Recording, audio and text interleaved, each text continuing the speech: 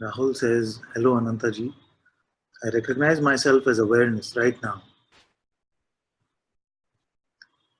but I have some innate negative tendencies due to childhood impressions that come into operation and pull me into their delusion and successfully color my perception." Your advice with this is. So you have defined this entire play of delusion.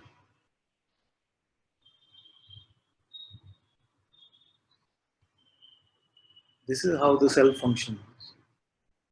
You say very rightly that when you check, you see that you are this primal witness, this that which is aware even of your existence. You see that, you say. Then what happens? You say, I get caught up in some tendencies. There are some tendencies here. So, what is the meaning of this? First, there must be a sense that you exist. There can be no tendency unless there is a sense of existence. I exist, I am. Because the tendency only means I am something. Tendency only means that I am something. Nothing cannot have a tendency. Or that which is limitless, boundless, cannot have a tendency. So, tendency must mean first that I am something. So, you say there was awareness, there is a sense that I am, and the tendency is that I am something.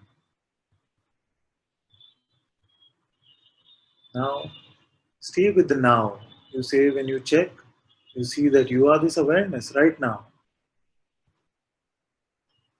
Notice that even the sense of existence is effortless.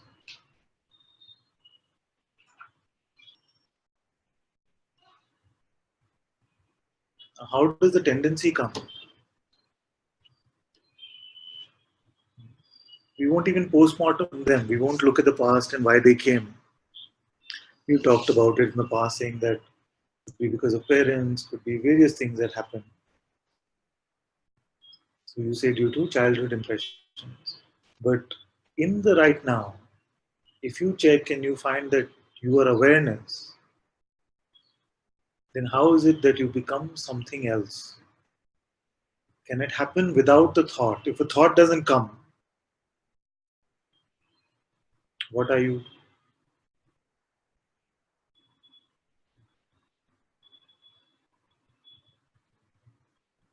We're not trying to push away thoughts. But imagine for a moment that no thought came. What are you then? You just are. Empty of a concept of yourself. You continue to exist. If the thought vanishes, do you also vanish? You just are. Now, after the thought comes,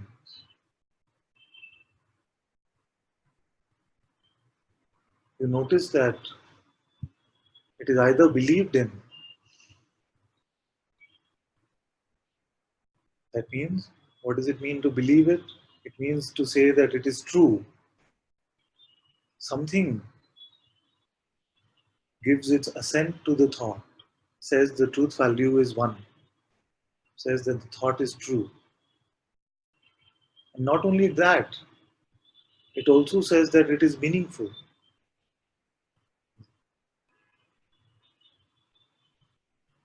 It could be that there are 100,000 grains of salt in a container in my kitchen. But can this concept become a condition for you? It doesn't, because it might be true, but it is not meaningful.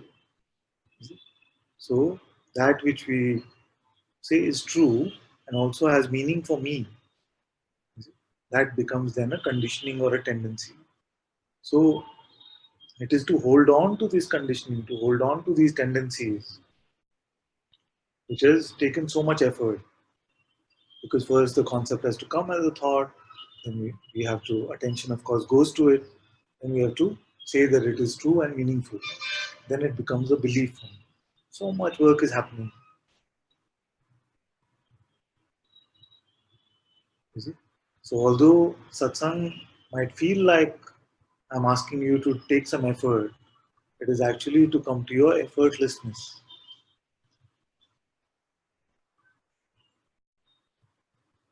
So in this moment, right now, before I give you a moment to even think, you are free, you are empty of this condition. Now, now, now. And as I'm saying now, now, now, many times the mind might be saying but, waiting with the objection. Like, so the mind has a condition to offer you, and I have the pointing now to offer you. What are you right now? I know that you are empty of condition,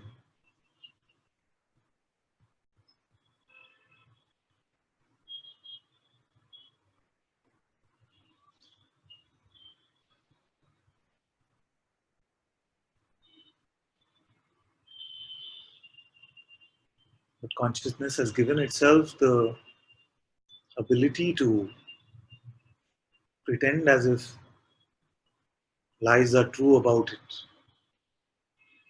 It has given itself the ability to pretend that any condition can apply to it. What you're discovering about yourself in your own report is that you are without any attribute, without any limitation, without any color, shape, or size. And what every condition is telling you about yourself is that you are limited, you are a body, you are some type of a person, you have desires. That is constantly the story from the mind.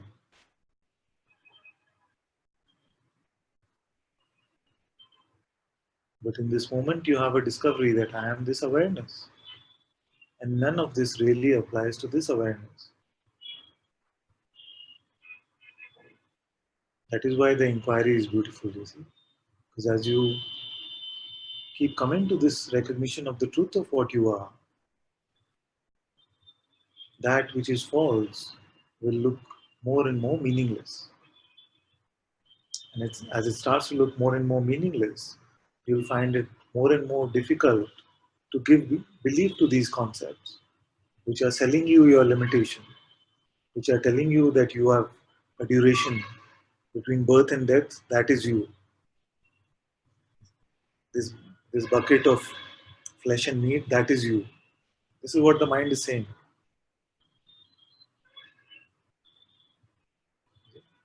So these are conditions, whatever the condition might be, even our spiritual conditions.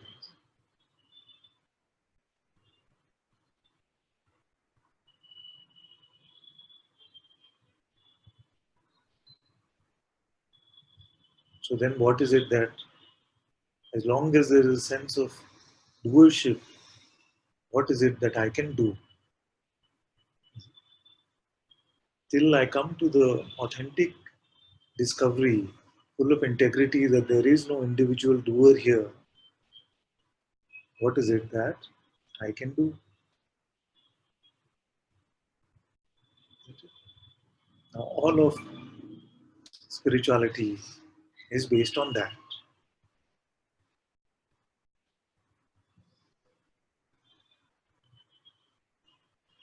isn't it? Because if all the masters know that there is no individual doer here, why did they give all these instructions? Why did they say, do the self inquiry, meditate, do yoga? Because the conditioning itself seems so magnetic to our belief, to consciousness, that it can seem like I cannot be free from this unless you tell me what to do.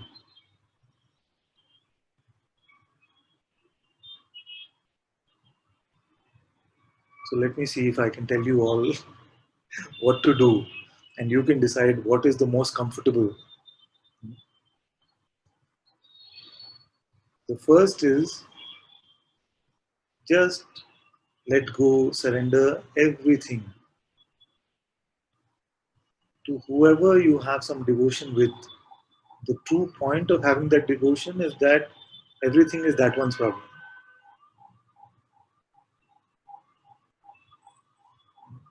So if you say, Father, we have some devotion for you, then let everything be done by Father.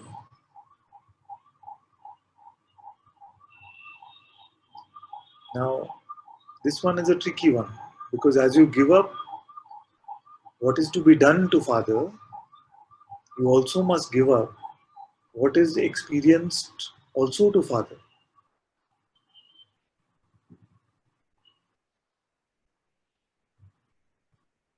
So if Father has to do everything, then Father is also experiencing everything. Otherwise, it is only half surrender. That you are the doer, but I am still sitting here as an experiencer.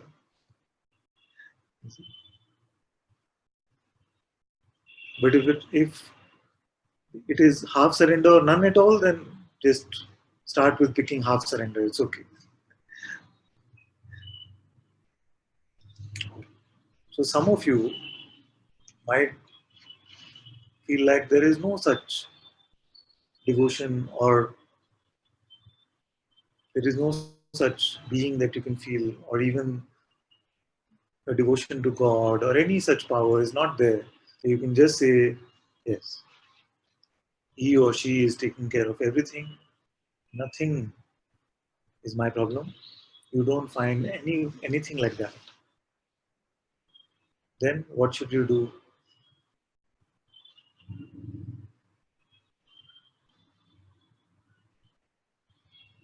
Then what you should do is find out what you really are.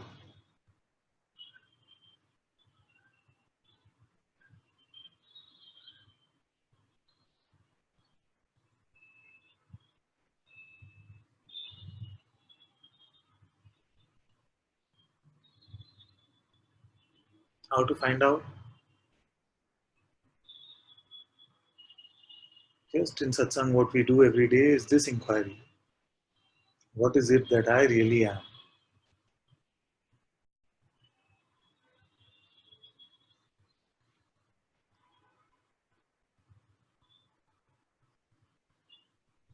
Who am I?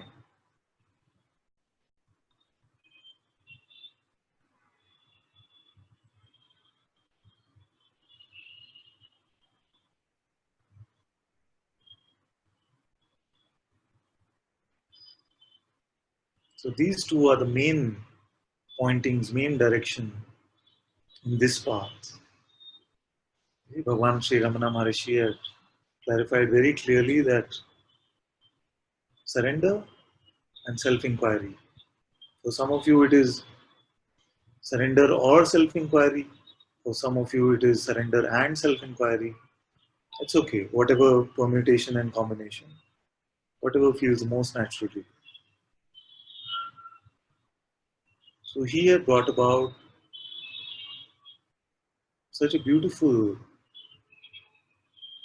movement in a way, such a beautiful change, where the crux of all Vedanta, the crux of true spirituality, was made so simple in a simple direction.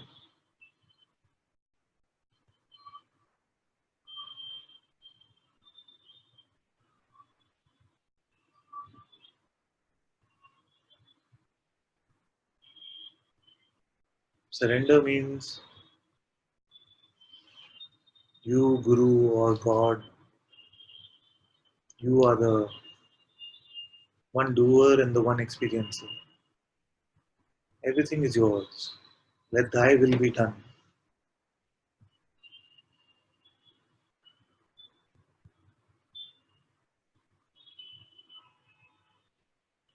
Inquiry means Who is the witness of these thoughts? Who is the witness of this world? Who am I right now? So most of the words spoken in satsang are invitation and provocation for inquiry. Now the beauty about this is that as you let go, as you surrender, what you truly are will also become clear. There's so much space for this simple self-recognition when we're not constantly after what's in it for me.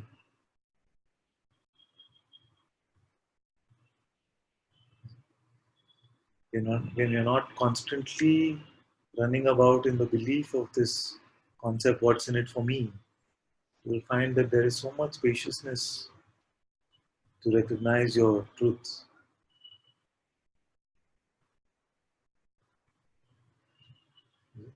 And as you are doing the inquiry, as you're coming to the recognition of the truth, you find that the beautiful surrender to your own presence, which is the same as the Guru's presence or God's presence, is also happening on its own. That's why that although they might seem like two different ways, actually, as Bhagavan said, there are two different wings of the same bird. You start flapping about with either of them, you will see that both are there.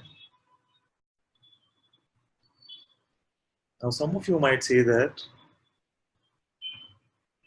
the surrender I don't understand, and this inquiry, though I definitely don't get. What is the point of just sitting and asking, who am I? Some of you might say that. Then, for those, it might actually be helpful to look at a simple practice.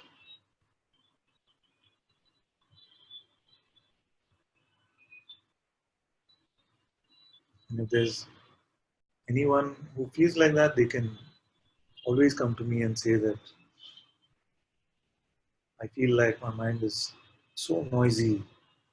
I feel like the belief is so rampant, and I don't feel like I'm devoted to anything. I can't really surrender it, and the inquiry is just not bringing any insight to me about what I am. So there is no peace which is coming in my life because of these pointings. So to you, I might prescribe something. You might call it meditation, you might call it chanting, whatever you might call it.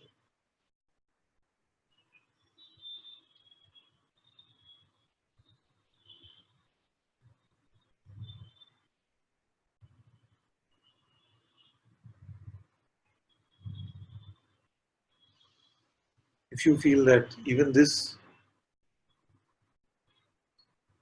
becoming more meditative in our life, more contemplative in our life, is not something that appeals to you,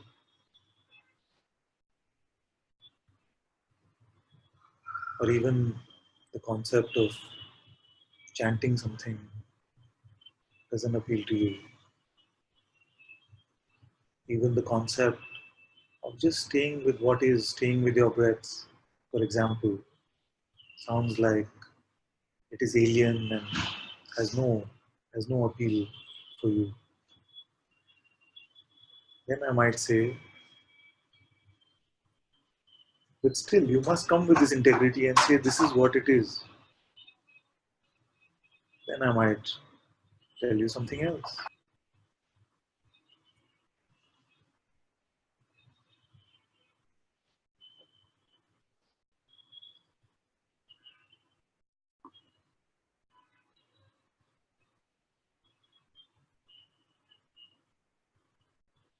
I might ask you to do some spiritual exercises.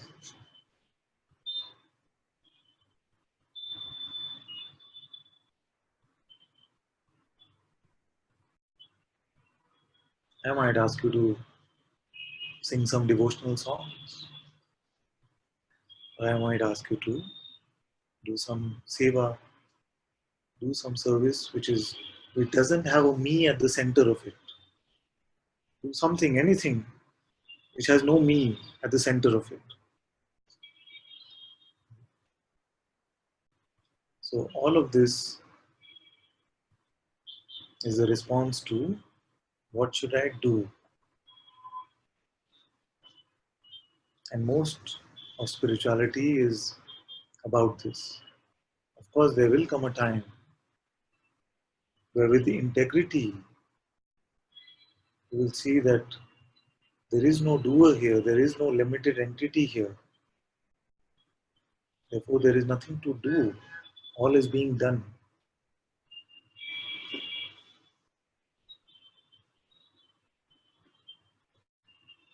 As we surrender our doership, experiencership, we find that the experience of this world continues, and that which needs to be done also continues in its own beautiful way, with no expectation of what the outcome should be.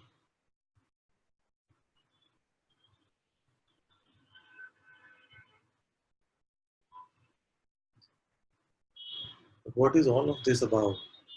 It is all about coming to this moment empty of a resistance to what is, empty of a notion of what it should be, just coming to the simplicity of existence, simplicity of being.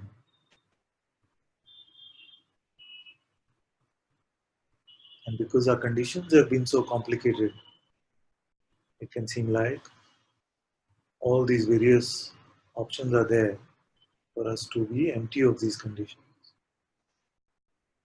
It's funny because already all this cleanup has happened on its own. In this moment, we are empty of everything. But it can feel like if I pick up the lightest of concept, the entire tree of conditioning seems to be back.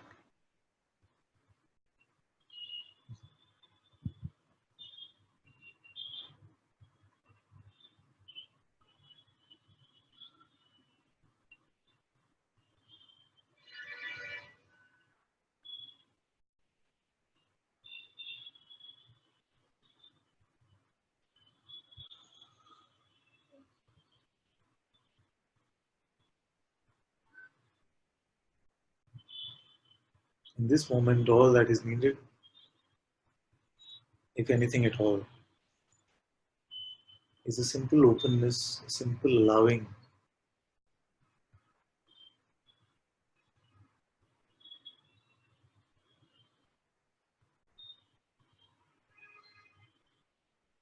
Allow your thoughts to come and go.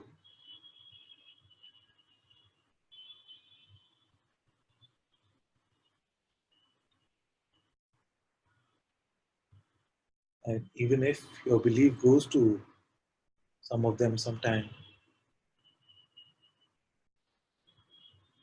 allow yourself to see that that was just how it was meant to be. In this moment, you are empty of all of that.